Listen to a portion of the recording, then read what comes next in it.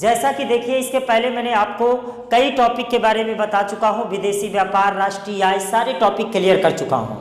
तो मेरी इच्छा है कि इसके बाद में 2-3 टॉपिक आपको बताने के जस्ट बाद मैं आप जो कि इकोनॉमिक्स का प्रैक्टिस कराना चाह रहा हूँ। तो मतलब गरीबी और जो भी मुझे लगता है फैक्ट, उसको समाप्त करने के बाद तत्काल में आप लोगों को इससे संबंधित जितने भी प्रश्न बनते हैं वो मैं आपको उपलब्ध कराऊं और तुरंत प्रैक्टिस कराना स्टार्ट करूं, क्योंकि चीज़ें प्रैक्टिस के बाद आपकी सारी क्लियर हो जाएगी।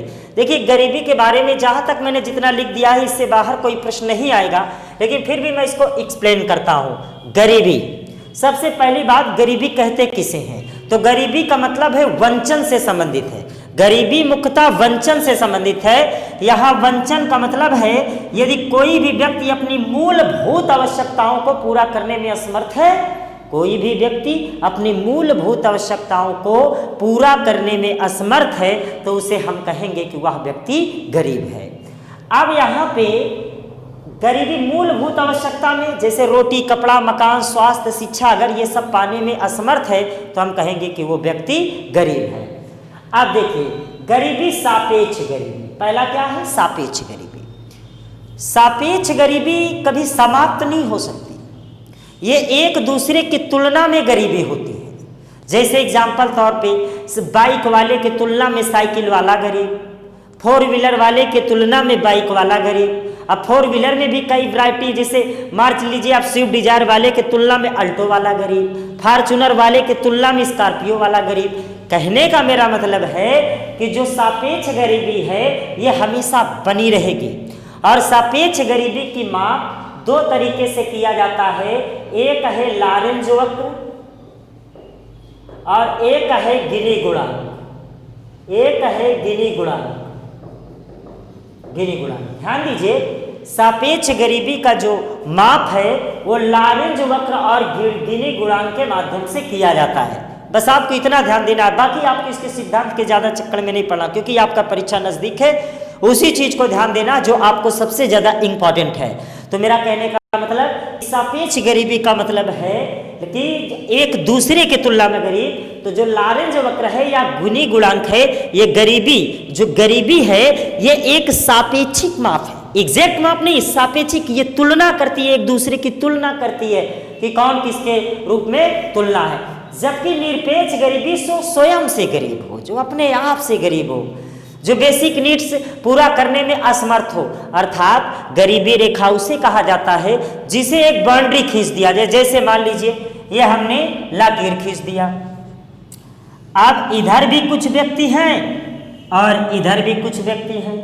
तो कहने का मेरा मतलब कि हमने ये कहा कि 1000 रुपए के जो ऊपर इनकम होगी वो गरीबी रेखा के ऊपर होगा। तो चीज़ों को समझिए कि जिसका 1001 रुपए है वो भी गरीबी रेखा के ऊपर है, और जिसका 999 रुपए गरीबी रेखा के नीचे है। आप जरा समझो, यहाँ की जो ऊपर है ये सापेक्ष गरीबी है, मतलब ये 1000 और यहाँ टॉप पे अंबानी जैसे लोग हैं, ये सापेक्ष गरीबी। अब निरपेक्ष गरीबी, गरीबी रेखा है, ये पॉवर्टी लाइन है। पॉवर्टी लाइन गरीबी रेखा वह विभाजक रेखा जो यह निश्चित करे कि कोई भी व्यक्ति अपनी कितनी आय पाता है और अपने दैनिक जीवन में जो उपभोग पर खर्च करता है वह कितना खर्च करता है। तो देखिए, कई बार यहाँ से प्रश्न पूछा कि गरीबी का अनुमान किस आधार पर लगाया जाता है। तो ध्यान दीजिए, गरीबी का अनुमान प्रति व्यक्ति उपभोग व्यय के आधार पर लगाया जाता है। बात समझ में आ रही है?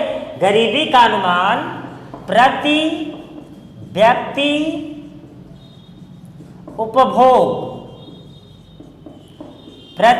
उपभोग के आधार पर लगाया जाता है। कहने का मेरा मतलब कि कोई भी व्यक्ति अपने दैनिक जीवन में जो उपभोग करता है वह कितना उपभोग करता है, इस आधार पर गरीबी रेखा का निर्धारण किया जाता है। चलिए मान लीजिए सरकार ने ये घोषित कर दिया कि 1000 के नीचे जिनकी इनकम है वो गरीबी रेखा के नीचे है, और इससे जिसके ऊपर इनकम है वो गरीबी रेखा के ऊपर है।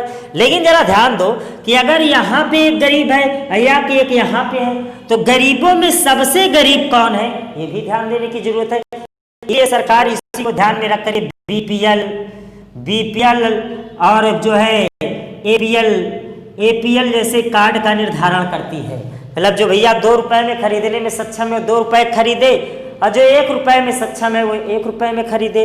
आगे आइए, निर्धनता का अनुमान योजना आयोग द्वारा लगाया जाता है। निर्धनता का अनुमान किसके द्वारा लगाया जाता है? योजना आयोग के द्वारा लगाया जाता है। लेकिन आप जानते हैं कि प्रति व्यक्ति उपभोग को अनुमान लगाना है तो कैसे भाई पूरे देश का अनुमान लगाएं? अब कैसे लगाया जाए? तो उसके लिए NSSO नेशनल सिंपल सर्वे ऑफिस, नेशनल सिंपल सर्वे ऑफिस ये क्या करती है? पूरे देश में प्रति व्यक्ति उपभोग के आंकड़े एकत्रित करती है और जिसे योजना आयोग को सौंप देती है और योजना आयोग उसी आधार पर गरीबी का निर्धारण करता है। आगे आइए, अब देखिए गरीबी से संबंधित जो समितियां बनी, जैसे अलग समिति 1970 मतलब जब इन्होंने रिपोर्ट दिया तब की बात मैं कर रहा हूं, 1979 में दिया और इन्होंने सबसे पहले गरीबी के निर्धारण के मामले में 2400 कैलोरी, सबसे पहले गरीबी निर्धारण के मामले में 2400 कैलोरी ग्रामीण में और 2100 कैलोरी शहरों में जो व्यक्ति प्रतिदिन उपभोग नहीं करता है उसे गरीबी रेखा के नीचे माना गया है। यहाँ पे कैलोरी की केवल बात कही गई, सबसे पहले जो है गरीबी। अब आपके समझ में आए शहर में क्यों कैलोरी कम है, गांव में क्यों ज्यादा? ऐसा इसलिए क्योंकि गांव में लोग शारीरिक श्रम करते हैं और शहर में लोग मानसिक श्रम करते हैं। तो सीधी सी बात है, जो शारीरिक श्रम करेगा उसको अधिक से अधिक एनर्जी की जरूरत पड़ेगी। आगे आइए, आगे डीटी लकड़ावाला कमेटी सबसे पहले 1993 में गठित हुआ, जिसने अलग अलग राज्यों में अलग अलग उपभोग व्यय को दिखाने का प्रयास किया, जिसके लिए इन्होंने 2 सूचकांक लिया। पहला CPI IW, तो ध्यान समझो, consumer price index, consumer price index industrial worker, IW का मतलब इंडस्ट्रियल वर्कर, उपभोक्ता मूल्य सूचकांक श्रमिक, औद्योगिक श्रमिक। दूसरा क्या है? CPAW मतलब कि consumer price index agriculture worker, मतलब कृषि श्रमिक। इसकी उन्होंने बात कही और इस आधार पे उन्होंने गरीबी निर्धारण के से इन्होंने अपनी बात को स्पष्ट किया। आगे आइए, सुरेश तेंदुलकर कमेटी 2009 में गठित की गई और इस चीज को आप ध्यान से समझते रहें कि सुरेश तेंदुलकर कमेटी का क्या कहना है। तो सुरेश तेंदुलकर कमेटी 2009 में गठित हुई। इन्होंने कहा भाई जो उपभोक्ता बास्केट है, उपभोग बास्केट है, इसमें इन्होंने कहा केवल कैलोरी ही नहीं चाहिए मनुष्य को। इन्होंने इसीलिए अभी 2019 PCS PT में यह प्रश्न आया कि गरीबी का बहुआयामी दृष्टिकोण किसने दिया? तो सुरेश तेंदुलकर ने यह बात कही कि गरीबी के लिए केवल कैलोरी ही नहीं चाहिए कि भैया कैलोरी दे दीजिए काम हो गया, नहीं, कैलोरी के साथ साथ इन्होंने ये भी बात बताई कि वो सारी चीज चाहिए जो एक व्यक्ति को जरूरत है। उन्होंने कहा शिक्षा, फिर स्वास्थ्य, मनोरंजन, रोटी कपड़ा मकान तो मिलना ही चाहिए और टिकाऊ भोग वस्तु जो बेसिक चीज है वो भी व्यक्ति को मिलना चाहिए। अब जरा समझिए, इनके अनुसार तो पूरा देश ही गरीब हो जाएगा, क्योंकि ये तो भाई किसी को नहीं मिल सकता। भारत जैसे देश में मनोरंजन के साधन तो बड़े सबको उपलब्ध नहीं है, शिक्षा तो भाई है जो तो है, स्वास्थ्य भी बढ़िया सबको नहीं मिल पा रहा। तो इन्होंने कहा ये सारी चीजों की इन्होंने बात कही और फिर इन्होंने कहा भाई ये तो बड़ा जो है इतना निर्धारित करना बड़ा कठिन काम है। तो फिर आगे चलकर इन्होंने सी रंगाराजन कमेटी का गठन कर दिया 2013 में। सी रंगाराजन कमेटी के अनुसार वेरी इंपॉर्टेंट डाटा है 29.5। सी रंगाराजन ने कहा 29.5% पूरे भारत में गरीबी है, 29.5%। सबसे इंपॉर्टेंट है, उन्होंने कहा कि 29.5%, जबकि तेंदुलकर के अनुसार 21.9% गरीबी की बात कही। आगे तेंदुलकर ने 2011-12 के आंकड़ा के आधार पर इन्होंने कहा 816 रुपए प्रति व्यक्ति प्रति माह यदि उपभोग नहीं करता। ध्यान से समझना, तेंदुलकर कमेटी ने क्या कहा, ग्रामीण अंचल में या ग्रामीण क्षेत्र में 816 रुपए प्रति व्यक्ति प्रति माह है, ये मंथली, यदि खर्च नहीं करता तो गरीबी रेखा के नीचे है। या और शहरी में इन्होंने कहा 1000। यदि कोई भी व्यक्ति 1000 रुपये प्रतिदिन प्रति माह यदि उपभोग पर खर्च नहीं करता तो गरीबी रेखा के नीचे है। अब अगर आपको परिवार निकालना है तो परिवार में 5 लोगों को शामिल किया जाता है, तो 816 इंटू 5 कर देना तो आपको निकल आएगा ग्रामीण का, और 1000 इंटू आप कर दीजिएगा 5 तो आपको निकल आएगा प्रति परिवार। फिर उसके बाद ये आपकी कई परीक्षाओं में प्रश्न आया कि गरीबी उन्मूलन का लक्ष्य किस योजना में रखा गया, तो 6वीं योजना में, और भी पूर्णतः गरीबी समाप्त की बात किसमें कही गई, 8वीं योजना में। देखिए फिर से आप इसको अच्छे से समझ लीजिए, एकदम इंपॉर्टेंट चीज में फिर से रिवाइज करा दे रहा हूं। गरीबी मैं आपको वही बता रहा हूं जो परीक्षा में आए हुए हैं और जो आते हैं। अनावश्यक ज्यादा पढ़ने के चक्कर में मत पढ़िए, वही पढ़िए जो आपके परीक्षा में आए।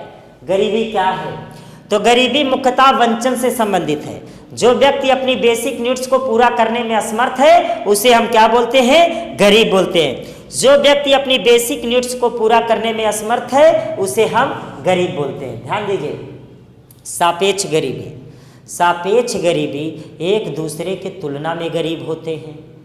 निरपेक्ष गरीबी, इसमें हेड काउंट किया जाता है, एक रेशियो निकाला जाता है। निरपेक्ष गरीबी निरपेक्ष गरीबी वह विभाजक रेखा जो सापेक्ष गरीबी से, ये इधर बना है, सापेक्ष गरीबी को निरपेक्ष गरीबी को सापेक्ष गरीबी से अलग करती है।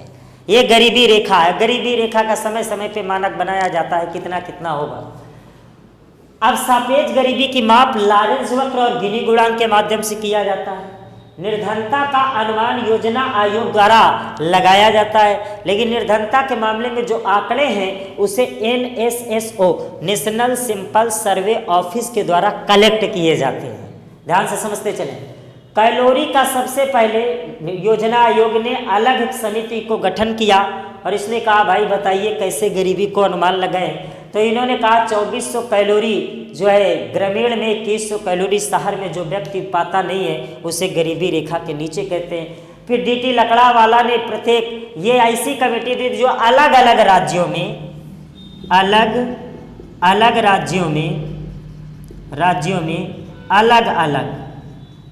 अलग गरीबी की बात कही कि भाई कहीं पे गरीबी, और इन्होंने इसका क्या काम किया, उपभोक्ता मूल्य सूचकांक IW और उपभोक्ता मूल्य सूचकांक 1W, मतलब इंडस्ट्रियल वर्कर और एग्रीकल्चर वर्कर को शामिल किया।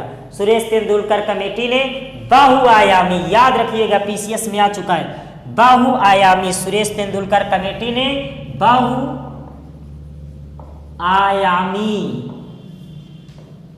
दृष्टिकोण को अपनाया, जिसमें उन्होंने कहा केवल कैलोरी ही नहीं चाहिए, साथ में व्यक्ति को शिक्षा भी चाहिए, स्वास्थ्य भी चाहिए, मनोरंजन भी चाहिए, और वो सारी बेसिक चीज चाहिए जो एक जरूरत है।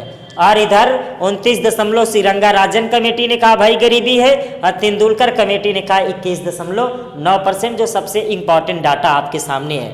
तेंदुलकर कमेटी ने इतना उपभोग व्यक्ति की बात कही, और 6वीं योजना में गरीबी उन्मूलन का लक्ष्य रखा गया, और पूर्णता समाप्त के बाद 8वीं पंचवर्षीय योजना में की गई। तो और आगे चल के रखे गरीबी हटाओ का नारा 6वीं पंचवर्षीय योजना में इंदिरा गांधी ने दिया था, देश से, क्योंकि गरीबी एक बहुत बड़ा अभिशाप है इसी देश के लिए। और ये आपके सबसे महत्वपूर्ण चीजें हैं जो आपके सामने हैं। तो आज की क्लास में, अगली क्लास में मिलते हैं। धन्यवाद मित्रों।